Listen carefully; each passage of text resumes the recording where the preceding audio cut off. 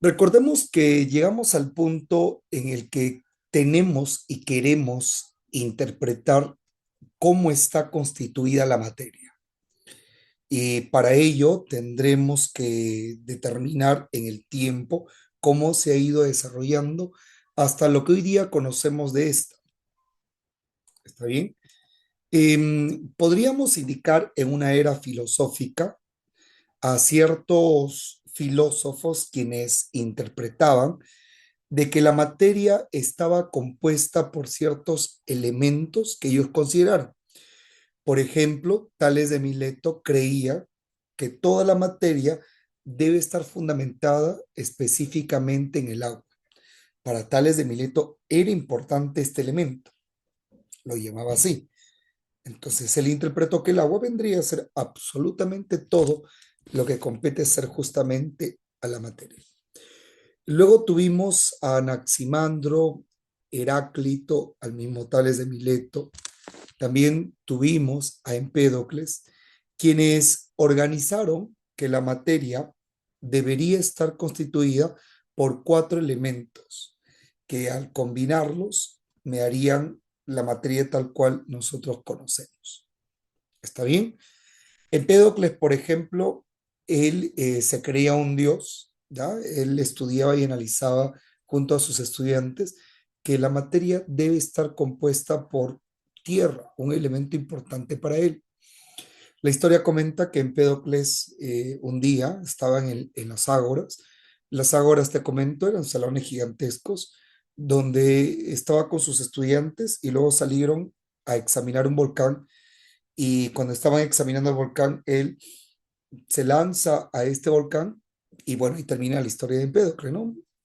Él creyéndose ser, en este caso, propiamente un dios. Ahora, vamos a señalar nosotros, ¿sí? Que en el siglo IV aproximadamente aparece un personaje de quien voy a resaltar aquí, que vendría a ser Demócrito, ¿ya?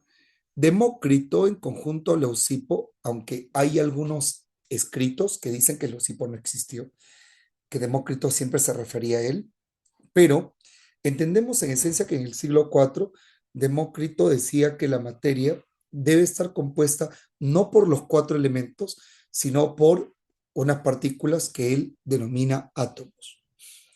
La historia comenta que Demócrito llegaba también a las ágoras, salones gigantescos, y él llegaba siempre con su copita de vino y bebiendo siempre esta, decía, el vino que estoy bebiendo está compuesta por uvas y estas uvas están compuestas por partículas diminutas, indestructibles e indivisibles. Pasamos a la idea de que la materia ya no es eterna.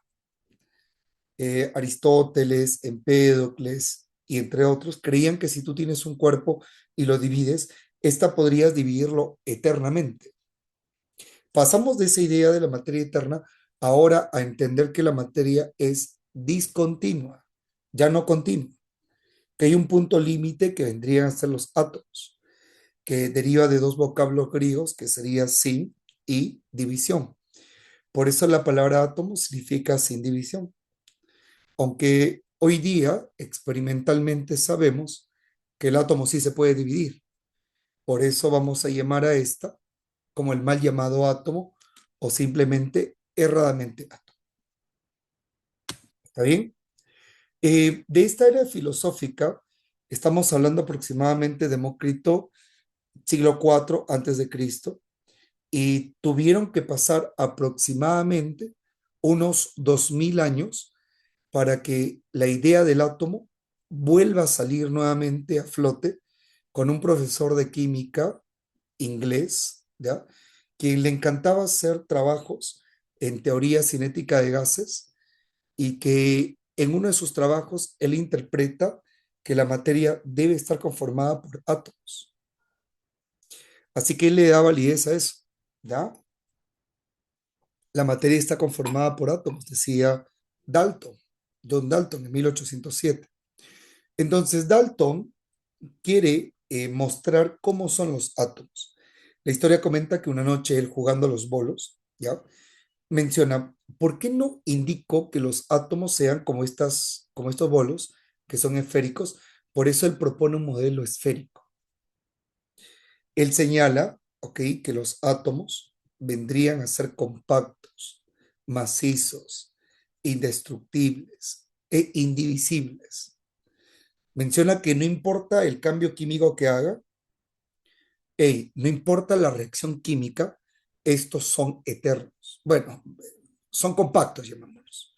Que no importa que choquen, siguen estando tal cual igual. Son indestructibles. Que átomos del mismo elemento van a tener tamaño y formas iguales, que átomos de diferentes elementos van a tener tamaño y formas totalmente diferentes. ¿Ya? Vamos a indicar que cuando unimos átomos diferentes, vamos a generar compuestos. ¿Está bien? Y por eso él propone su modelo esférico, que ahí está, John Dalton. Entonces, tenemos la idea del átomo propiamente como un modelo de esfera. Quiero que me entiendas. Antiguamente se creía que la materia, al dividirla, era eterna. Que si tú lo dividías, pues podrías dividirlo eternamente en esos cuatro elementos: fuego, aire, tierra y agua. ¿Está bien? Pero a partir de Demócrito, comprendimos que esto en idea no era tanto correcto. Comprendimos que los átomos, siendo partículas muy pequeñas, que pasamos de la idea eterna, ¿ok?, a la idea continua, ahora que la materia con el átomo es discontinua. ¿Está bien? Discontinua. Y así nosotros podríamos indicar, en este caso, de que 2000 años después Dalton propone la misma idea: la materia está compuesta por átomos. Propone un modelo esférico, compacto, macizo, indestructible e indivisible, que átomos iguales tienen propiedades iguales, que la colisión de estos no pasa nada y que la unión de átomos genera moléculas, siendo este último postulado que tiene mucha presencia, por lo menos en estos tiempos. Todos los demás postulados han sido negados: el átomo compacto, los fenómenos químicos. El único que tiene sentido es que son compuestos. El estudiante de Dalton era el señor Joseph John Thomson, ¿ya? Así que él propone la misma idea, que los átomos deben ser esféricos. Pero Thomson, un día, una tarde, fue a revisar y expectar el experimento que realizaba el físico Millikan. ¿Está bien? Millikan, R.K. Millikan, realiza un experimento llamado el experimento de la gota de aceite. En este experimento, Millikan dejaba caer pequeñas gotitas de aceite y botaba un haz de luz. En la parte superior e inferior colocó campos magnéticos que, al ser activados, veía cómo las gotitas de aceite quedaban suspendidas. Eso le pareció bastante curioso a Joseph John Thomson, y lo que hace Thomson es va a su laboratorio y realiza un experimento en rayos de tubos catódicos. Él pone tubos al vacío, ¿ya? Y empieza a disparar haces de luz. Recordemos que la luz viaja en línea recta. ¿Está ahí? Como la luz viaja en línea recta, si tú te das cuenta aquí, él observa que en el campo magnético, la luz que debería ir en línea recta tiende a curvarse. Eso le parece bastante extraño a Joseph John Thomson, así que lo que él hace, lo que él modifica, dice: no, el modelo de mi maestro Dalton, ¿ya?, que el átomo es una esfera compacta, maciza, indestructible e indivisible, le falta algo. ¿Está bien? Thomson había descubierto una partícula nueva, ¿ok? Que el átomo tiene partículas más pequeñas, que serían los electrones. Thomson encuentra la relación masa-carga del electrón e interpreta un concepto llamado isótopos que veremos después en el experimento de los rayos de tubos catódicos. Así que lo que hace Thomson es propone un modelo esférico en él incrustado como si fueran pasas en un pudín, por eso se le llama pudín de pasas. También he escuchado que lo llaman pudín de ciruelas, pero el contexto se entiende por qué lo llama así, ¿ya? Entonces, tenemos la idea en esta evolución partiendo por Dalton, un modelo esférico, pasamos al modelo de Thomson, un modelo esférico incrustado con partículas negativas llamadas electrones, ¿está bien?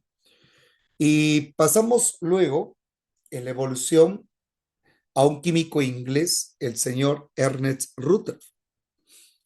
En 1911, Rutherford ya realiza un experimento, el cual se llamó el experimento del pan de oro, o también lo llamamos el experimento de la lámina de oro. Si tú te das cuenta aquí, lo que hizo Rutherford es colocar una pequeña lámina, placa de lámina bien delgada, ¿ok? Traslúcida, la coloca. Y luego, si te das cuenta en la parte de aquí abajo que estoy señalando, va a colocar un cuerpo radioactivo que va a empezar a emitir partículas alfa. Te comento que las partículas alfa son de carga positiva. Entonces, las partículas alfa disparan hacia la lámina de oro y la atraviesan. ¿Está bien? La atraviesan. Pero hay un grupo de partículas alfa que se desvían ligeramente. Eso es algo que Rutherford esperaba, decía, si Thomson está en lo correcto, eso debe pasar. Así que no hay problema, eso debe pasar. Pero lo que no esperaba Rutherford era de que algunas partículas alfa chocaran a la lámina de oro y rebotaran. Eso le pareció totalmente inconcebible a Rutherford. Imagínate que yo voy a sacar un revólver y voy a dispararte, si estuviéramos en un salón de clase, y tú para cubrirte agarras una hoja de papel, ¿ya? Y te vas a cubrir. En ese momento yo disparo, el proyectil llega a la hoja de papel, choca y rebota. Eso es algo que nosotros no podríamos esperar, ¿no? Es imposible que esto podría, en este caso, pasar. No se puede, ¿verdad? Simplemente no se puede. Así que ante ello, lo que Rutherford dice, no, Thomson está equivocado, ¿ya? Thomson está equivocado. Así que Rutherford explica. Thomson dice que el modelo es un budín de pasas.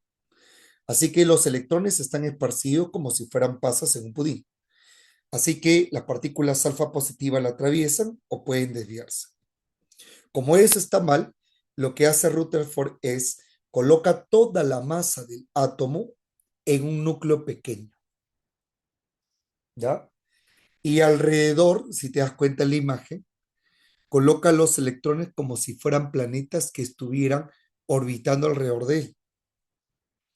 Así que pasamos de un modelo de budín de pasas a un nuevo modelo llamado sistema planetario en miniatura. Pasamos de este modelo de Thomson a este modelo de Rutherford. Pero quiero que te des cuenta en la imagen, las partículas alfa atraviesan el modelo atómico de Rutherford, pero la que choca y rebota a él le da mucha curiosidad. Él interpreta de que si la partícula alfa es de carga positiva, debió encontrar en el núcleo otra partícula de carga positiva. Debió encontrar en el núcleo una partícula de carga positiva. Por eso es que Rutherford interpreta el modelo, ¿ya?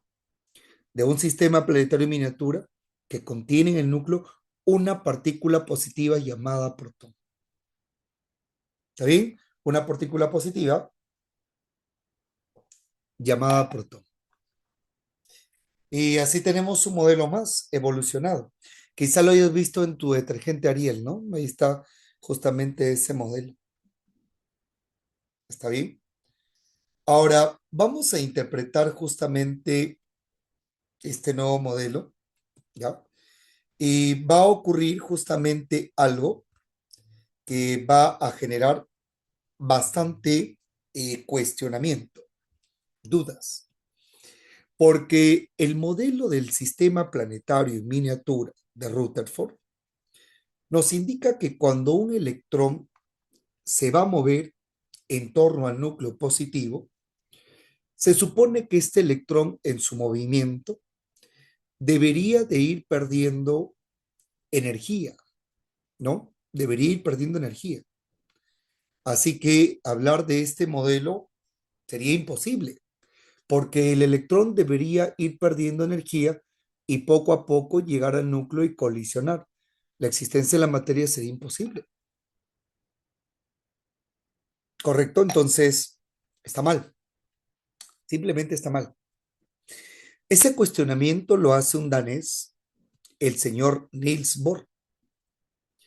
Niels Bohr comprende que tras la física moderna, estamos hablando 1911 aproximadamente, aparece en escena un físico prominente llamado Max Planck. La próxima semana vamos a hablar del átomo moderno y vamos a hablar de muchos físicos ahí.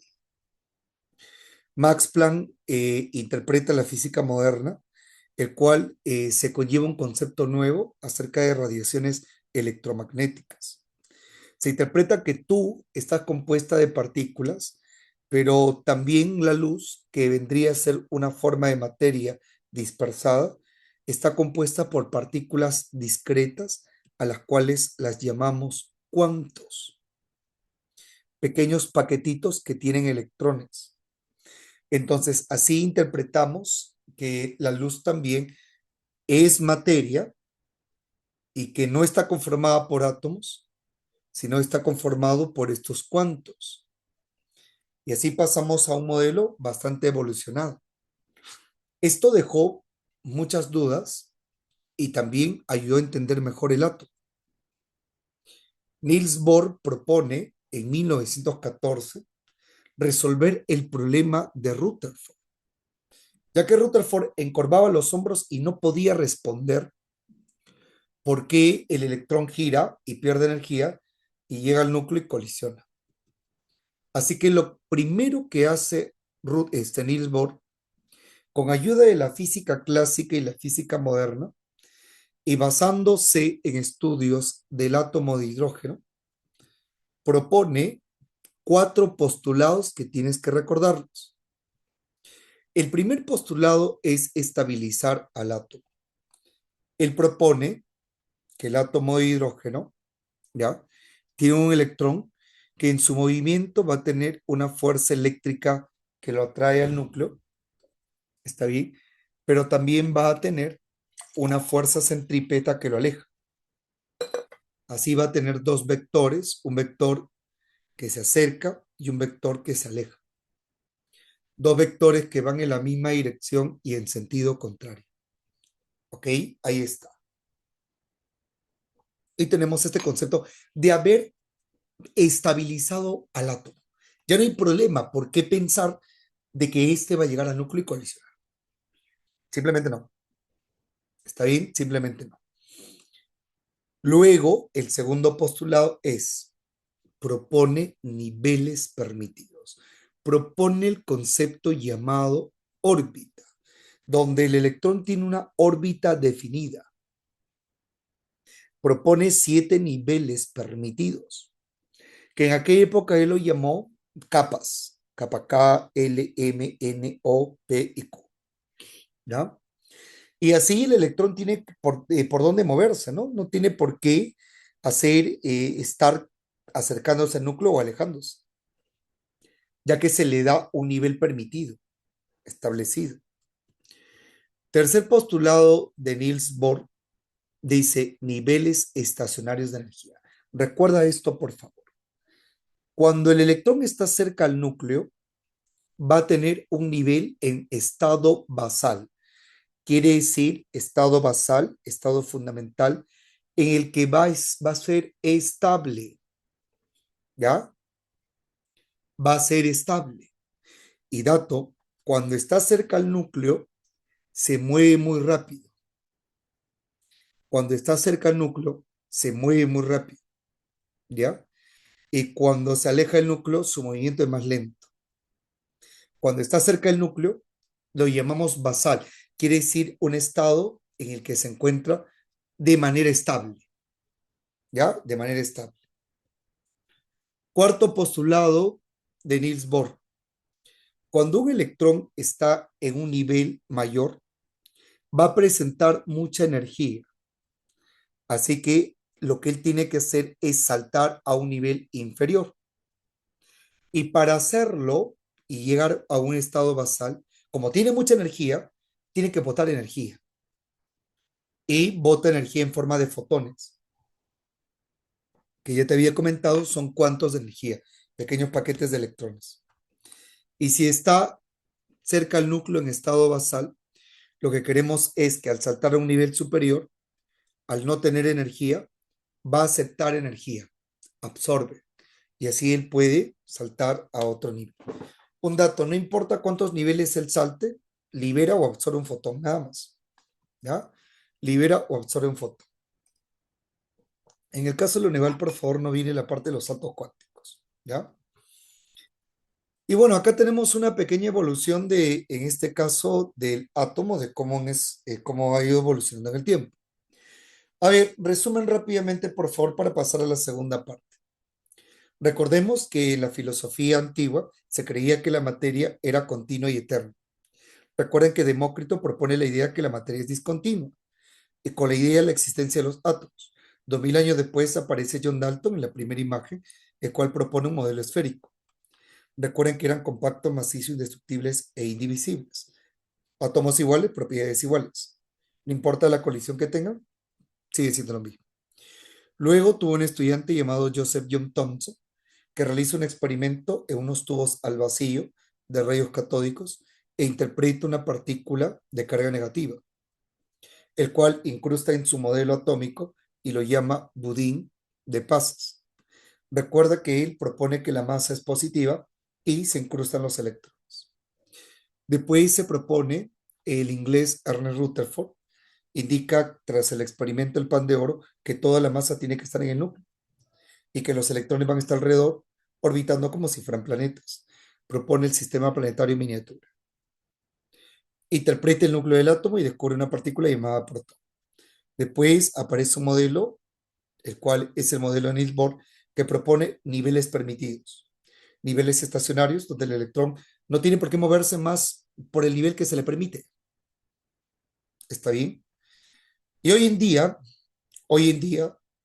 este modelo que está aquí, modelo matemático cuántico, del cual hablaremos la próxima semana, pero si nos viene alguna pregunta en este material, recuerda. Aquí hablamos de un concepto que propone un francés llamado de Broglie, hablaré de él nuevamente la próxima semana, un francés llamado de Broglie que dice que la materia presenta un doble comportamiento, onda-partícula. La materia no es una onda, no es una partícula, son las dos en simultáneo. También propone la idea de que no podemos conocer dónde está el electrón, en qué parte del átomo, no sabemos. Bueno, en la zona espacial no sabemos su posición y velocidad. Esto lo propone el alemán Carl Heisenberg. ¿Está bien? Que sería el principio de incertidumbre. Y así tenemos lo que vendría a ser nuestro modelo, ya en este caso, de la evolución que presenta el átomo, el cual hemos visto esta parte histórica,